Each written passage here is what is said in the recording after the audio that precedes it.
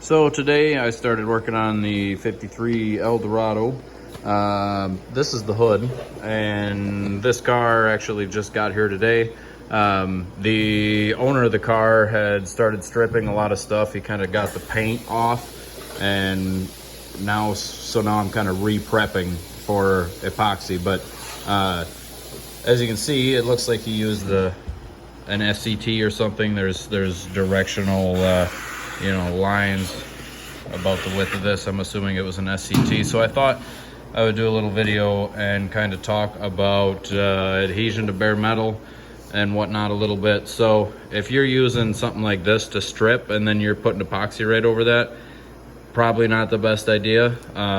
In my experience, this disc doesn't really strip that well anyway. But I think what he was going for was just nice shiny metal, and that's not necessarily always what you want. It might be kind of hard to see what I'm going to try to show you here with this lighting. But when you use something like this, it's really not that coarse. I mean, it looks coarse, but it's fairly soft.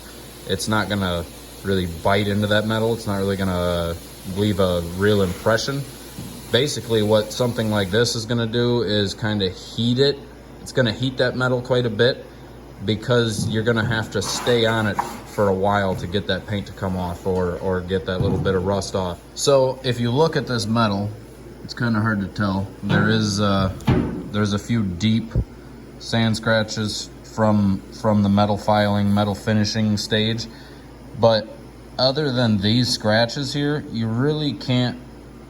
Those are like 36 really deep scratches, and other than that, there's really no scratch on this panel. It's kind of polished, and that's kind of what something like this does, is it'll kind of polish and almost put a glaze on that metal. It's kind of the first step of polishing, really anything above 180 grit.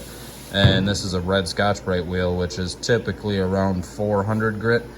So if you want good adhesion to bare metal, you need a good tooth for your epoxy to bite into. So being that this would be, I would estimate, 320 to 400 grit, that's not going to bite that metal. It's not going to cut that metal. Metal's much harder than paint or filler or a sprayable substrate. The metal you have to sand this with nothing finer than 80 grit. And here's a great reason why. So if I have 80 grit on this DA right here, if I take and sand a little bit,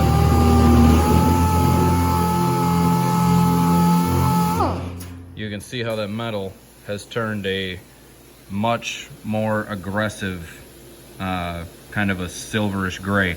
So if I can get close enough, if the camera will focus, you can see that now we have a nice deep bite.